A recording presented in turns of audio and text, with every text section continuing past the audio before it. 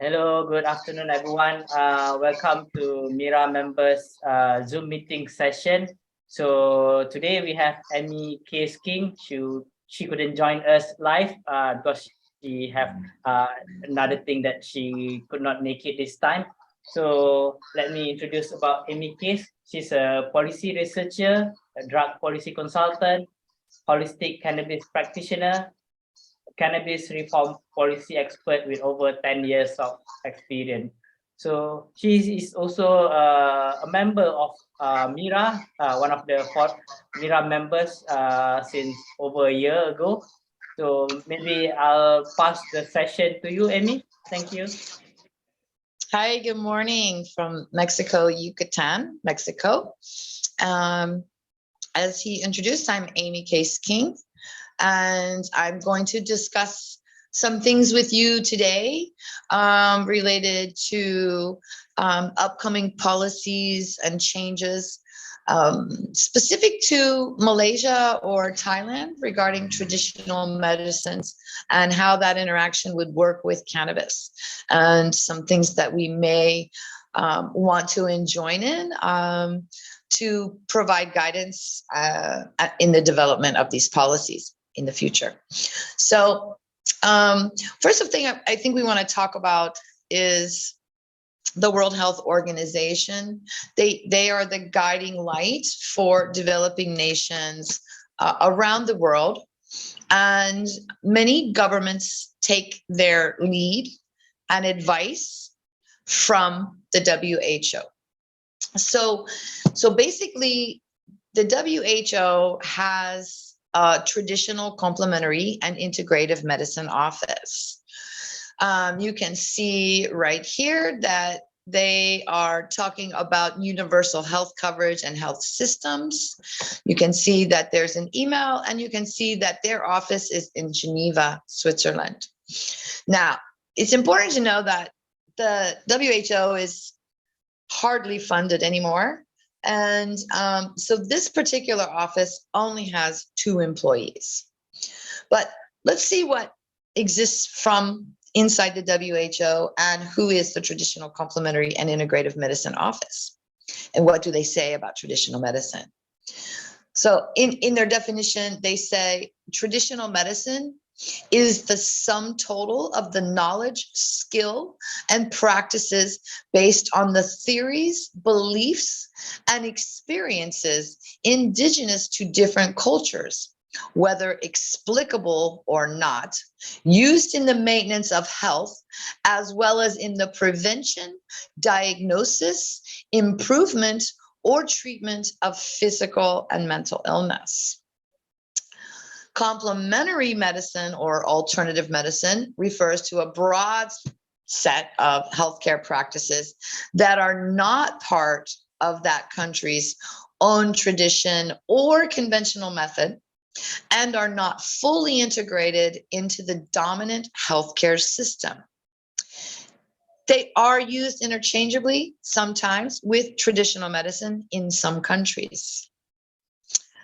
Herbal medicines include herbs, herbal materials, herbal preparations, and finished herbal products that contain as active ingredients parts of plants or other plant materials or combinations.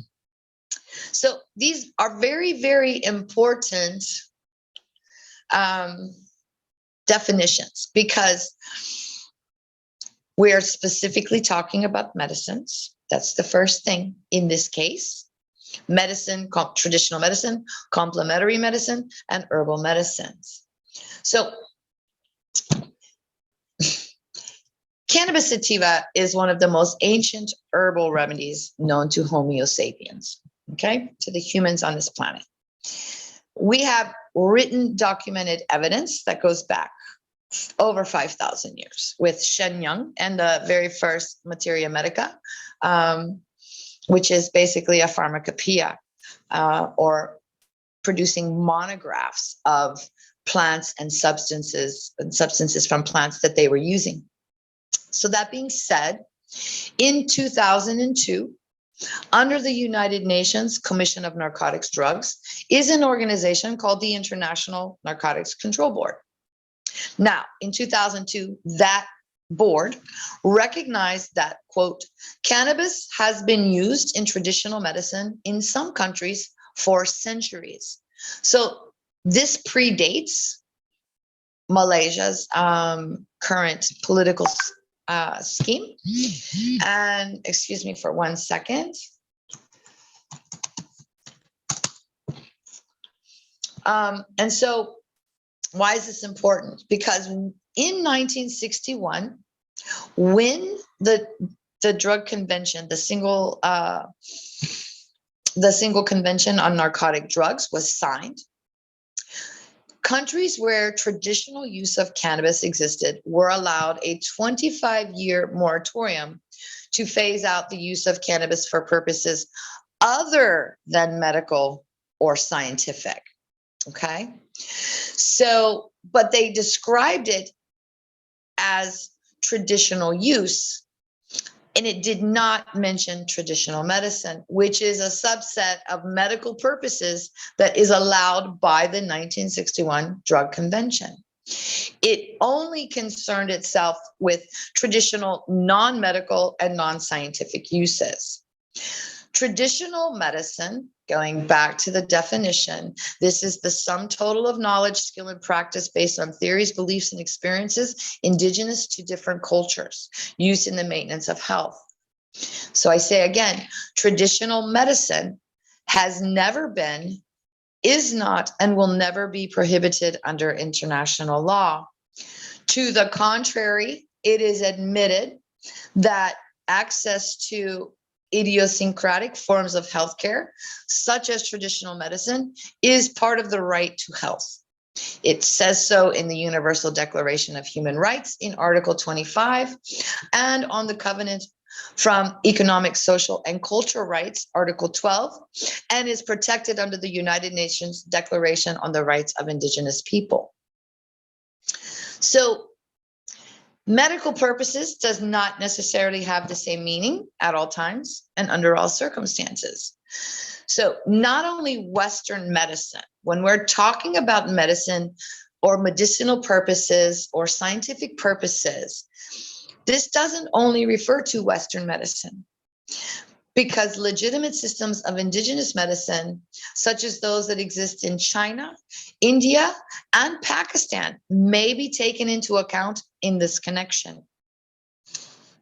The records from the United Nations Conference on the adoption of the Single Convention of Narcotic Drugs, which is the document on the treaty which prohibits the use of cannabis outside of medical and scientific research. Well, it proclaims, many proclaim that it purports only a medical and scientific, but we're going to get into that in just a minute. But they're very clear inside of the conference related to this, that the community, the international community, did not recognize the legitimacy of the use of cannabis in Western medicine. It recognized it only in indigenous medicine. Now, that was different from opium, which had both been recognized in Western and indigenous forms of medicine.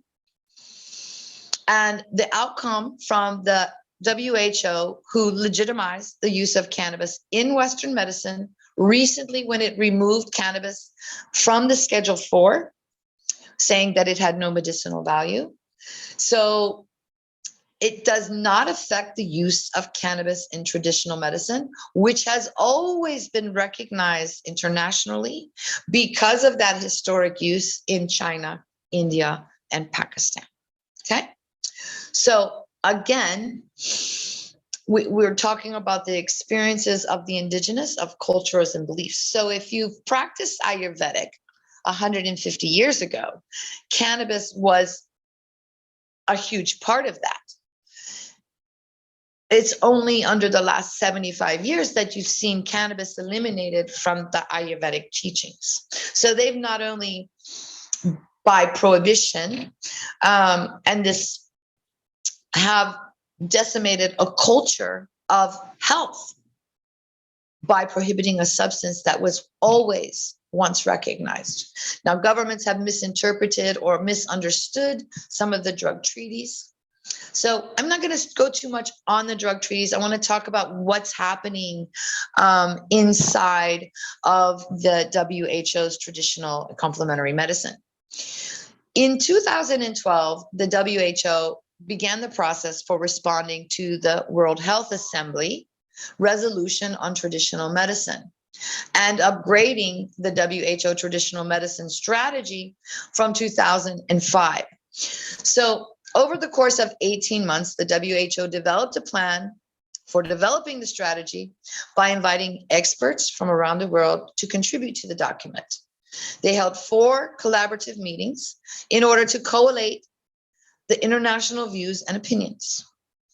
So a result of those meetings was the WHO Traditional Medicine Strategy of 2014 to 2023.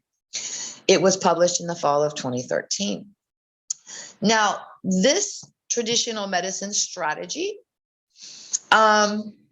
aims to support member states in developing proactive policies and implementing action plans that will strengthen the role of traditional medicine in keeping populations healthy, addressing the challenges and responding to the needs that are identified by member states, and building on the work that's already been done under the WHO Traditional Medicine Strategy from 2005.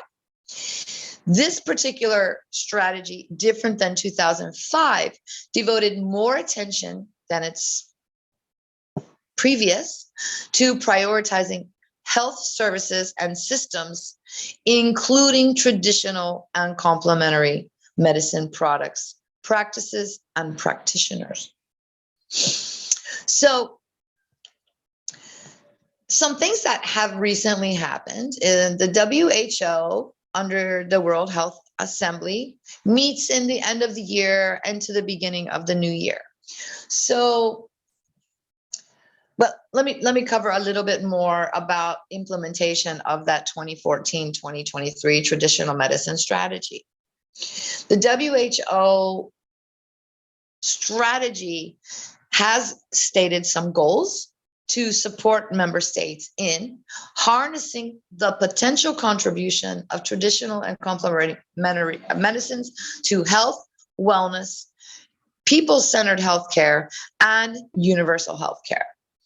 Promoting safe and effective use of traditional and complementary medicines through the regulation, research, and integration of traditional and complementary medicine products, practices, and practitioners into the health system as appropriate. So they are there to support the integration of traditional and complementary medicines into national health systems. Additionally, they WHO has expert advisory panels, as well as presently they are just opened in, I'm going to probably Jamnagar, Gujarat, India. Maybe I'm butchering that name, but basically, what has happened is they have developed the WHO Global Center for Traditional Medicine. And it's going to intend to be a traditional center, a knowledge center for traditional medicine. It has a strategic focus on evidence and learning, data and analytics, sustainability and equity, innovation and technology to optimize the contribution of traditional medicines to global health and sustainable development. At the same time, to respect local heritages, resources, and rights as its guiding principle. So this center, like I said, is just opening up, and they had a director position available for a 1-year contract. If anybody watching this call is interested, let either Johan or Quayim know, and I'll make sure that you get those details. Now, recently in January 30th through February 7th, the WHO Executive Board met. One of the things that they were required to discuss at this large meeting was global strategies and plans of action that are scheduled to expire within 1 year. And as I had shown you, the WHO's traditional medicine strategy expires this year. So with that in mind, and I will provide links to the meeting host to share it with you guys during my presentation. So in this, it's brought to the board that it's a number of information. So for instance, in 2018, 124 countries reported having in place laws or regulations on herbal medicines. 78 countries reported having laws and regulations on traditional and complementary medicine practitioners. And 45 countries reported that traditional and complementary medicine was covered by health insurance, both private and public. In addition, growth in national policies and regulations for traditional and complementary practitioners and services had outstripped that for herbal medicines, indicating that member states realize the importance of establishing a comprehensive policy and regulatory system that covered traditional and complementary medicine practices, practitioners, and products. Okay, so their strategic objective, as I said, was to promote universal healthcare coverage by integrating traditional and complementary services into the healthcare service delivery and self-help care. And the Secretariat would provide any support technical products that it could. So you see that the technical products on traditional and complementary medicines are currently at different stages of development, included in the WHO International Herbal Pharmacopoeia. So you have the classification and qualification of traditional, complementary, and integrative medicine practitioners, international standard terminologies, Ayurvedic, Siddha, Unani medicines, benchmarks for training in different practices of different modalities, yoga, cupping, Muay Thai. So there's a number of different complementary medicines. But what's missing here is cannabis because they've been avoiding it.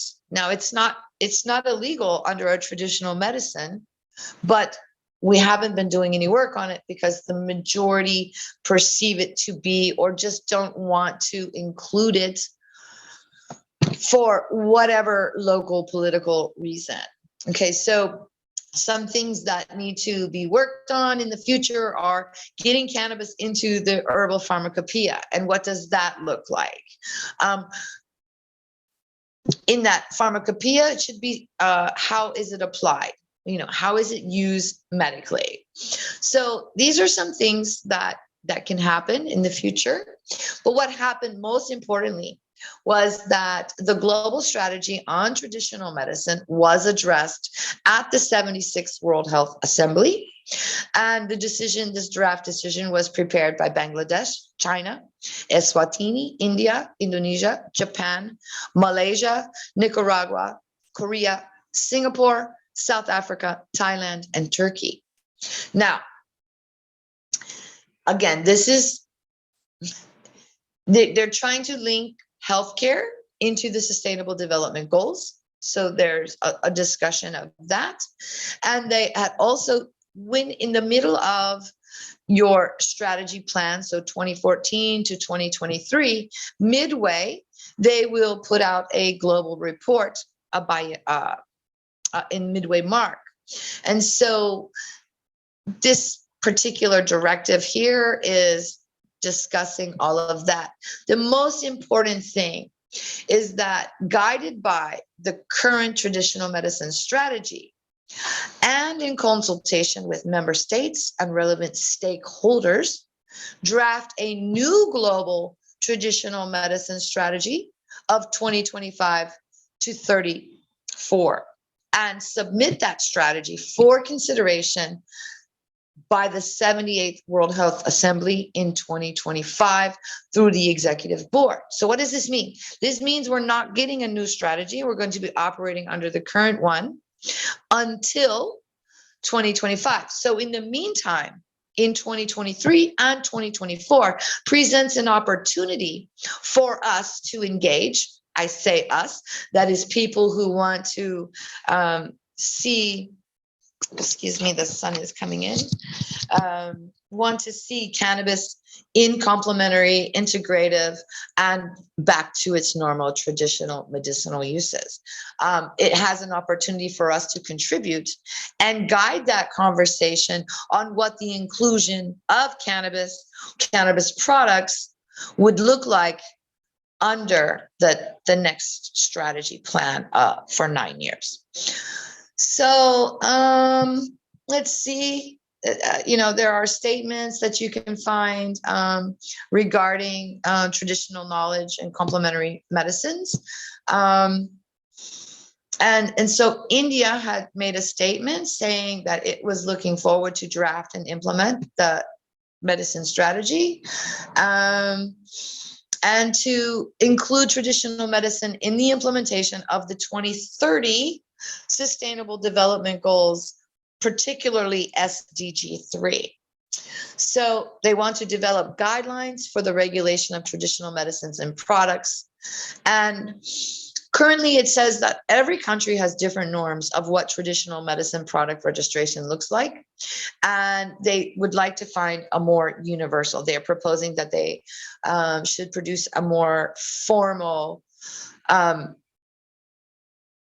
universal application so that you can have less difficulties in the manufacture or registration of these products. And it wants to focus more research and development into traditional medicines. So this means uncovering what was already traditional in your areas or in your close regions, or with what you would consider your first peoples, or the peoples that existed before colonialism, and who may have been silenced or marginalized in the past related to their cultures and their beliefs and their health issues, and how those were addressed. Because cannabis has been a healing plant for 5,000 years, as I said at the beginning, and it's only under the last 75 years, since 1961, that we see that it's prohibited. And even then in 1961, it truly wasn't prohibited under traditional. They wanted to had a 25-year moratorium on non-medical, non-scientific traditional uses. So this would be more applied towards like Jamaica for religious Rastafarian purposes, or in the Africas into the Rastafarian, or possibly in the Muslim religion, or in the Ayurvedic, which I think Ayurvedic would actually fall more under the medicine. But because Ayurvedic have remove that portion over the last 50 years, we need to bring these this knowledge base back. We need to present it in a very critical thinking. We need to provide as much evidence of historical and traditional uses as we can, and we need to see that cannabis is heard and specifically mentioned for inclusion in the strategy. How do we make cannabis accessible to all people, or as many people as the governments will allow? And since we know Malaysia and Thailand are moving forward, we're going to specifically focus on your contributions, because as I said, we already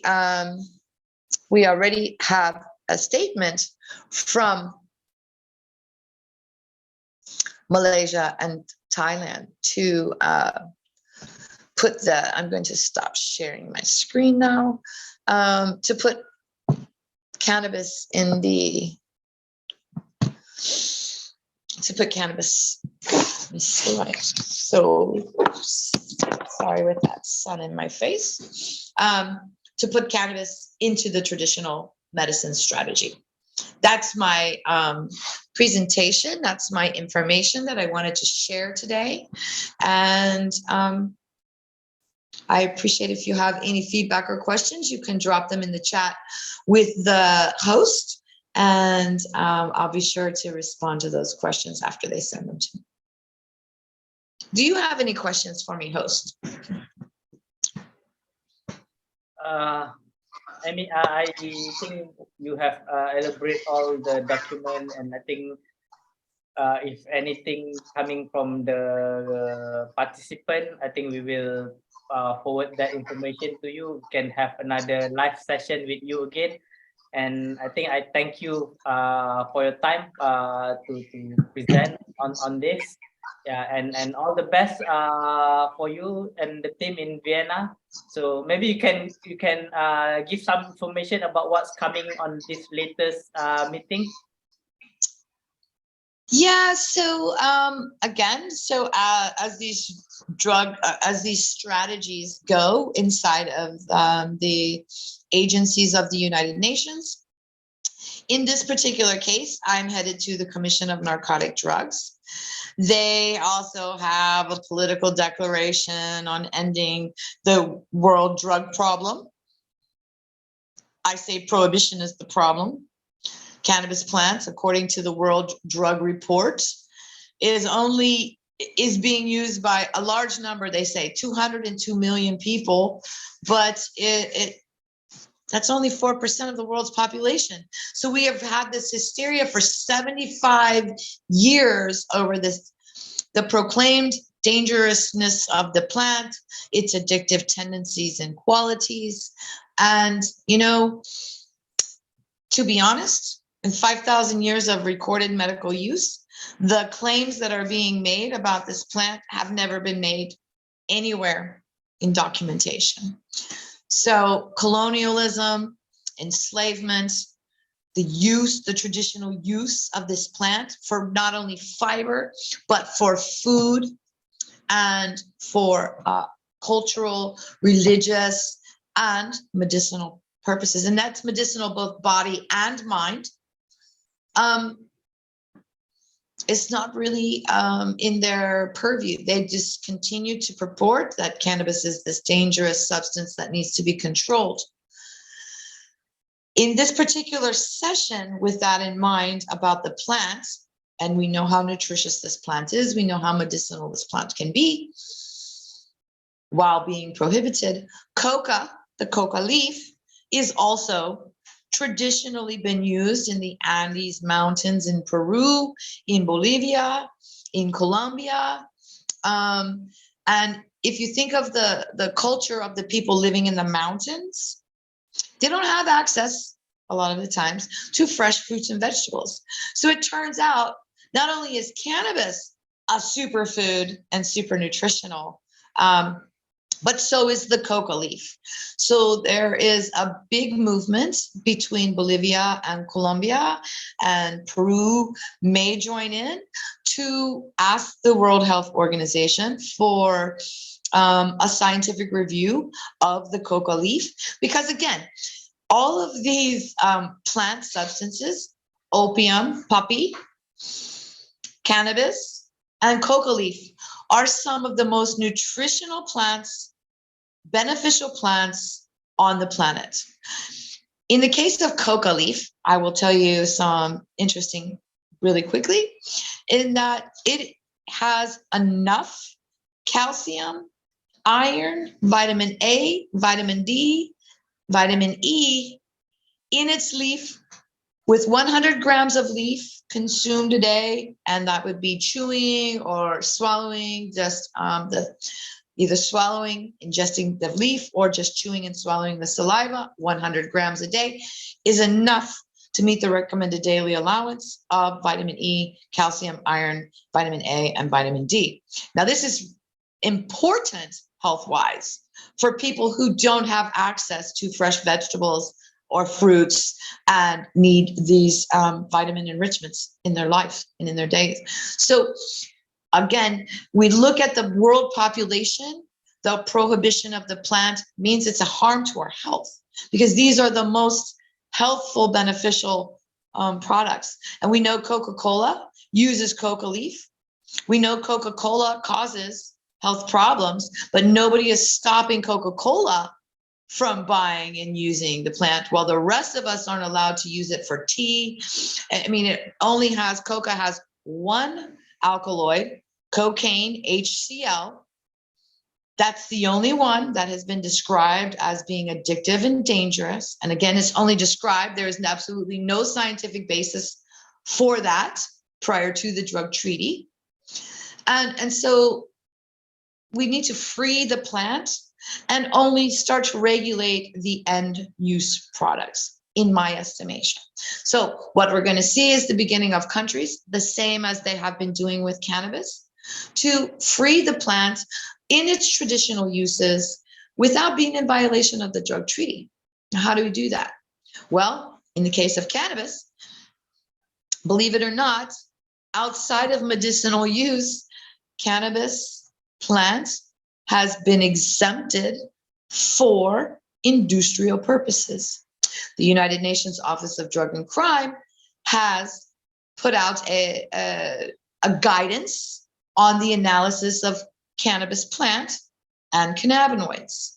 In that law enforcement directed guidance, the United Nations Office on Drug and Crime is very clear in its differentiation of cannabis as a drug and non-drug cannabis. So again, non-drug cannabis is allowed. The exemption is for industrial purposes.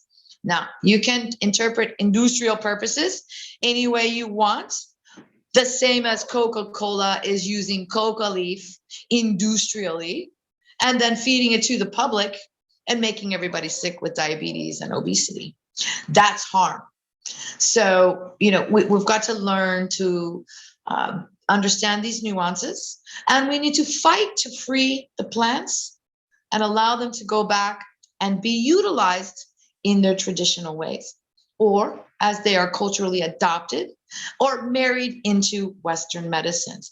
Prohibiting this plant and its nutritional and medicinal attributes is a violation of our human rights. And so I'm going to close with that. I went a little bit longer than I wanted to, but those are the kinds of things that we're looking forward to. And the Commission of Narcotics Drugs, I'm sorry, unfortunately, is too late to register to join online live. But in the meantime, some of the side events will be available to watch through the NGOs that are holding them. And you can catch those on YouTube. And so I'll be sure to, Kaim already has the CND program, and he'll be able to share that with you as well, so that if you want to join a side event, you can go to the NGOC, who has a virtual table. At that virtual table, which is like being there in person, all of the flyers for all of the events will have registration links independent of the Commission of Narcotic Drugs. So you can look through the program, find the side events that interest you, and join through the registration links of that. What you won't have access to is the plenary, where all of the delegates from the potentially 182 countries, 53 member states who are assigned voters on that commission. And you won't have access to that, or the committee on the whole, but you can get to side events, which literally start at 8 a.m. Vienna time or Central European time, and run all day until 4 p.m. every day of the event. So Monday through Friday from 8 to 4, you'll have a couple hour break in between for lunch, but there are events all day. Not all events are going to be of interest to everybody. So be sure to look through the program, find the ones that interest you and make a note of them. Then go to the VNGOC board and try to find the details from the host of those side events personally. And that's all I have this morning. So. Amy, one more last thing. What would be your message to Malaysian and MHIRA members as your closing remarks for this session? Wow. So again, just try to catch up and read. If you have an interest in traditional medicine, traditional knowledge, and complementary medicine integration, of cannabis, then I implore you to catch up on the reading, learn how they operate, what wordage they use, and find a way to be an expert and contribute to the process of developing the new traditional medicine strategy. Okay, We can work on it together as a team, great. collaborate. Thank you, Amy. Thank you for all your sharing today. Okay, well, thank you for having me. And I'll be looking forward to joining with you guys again soon, and send any questions that the participants might have my way. Okay. Okay, all the best for you in Vienna. Thank you. Bye-bye. Bye.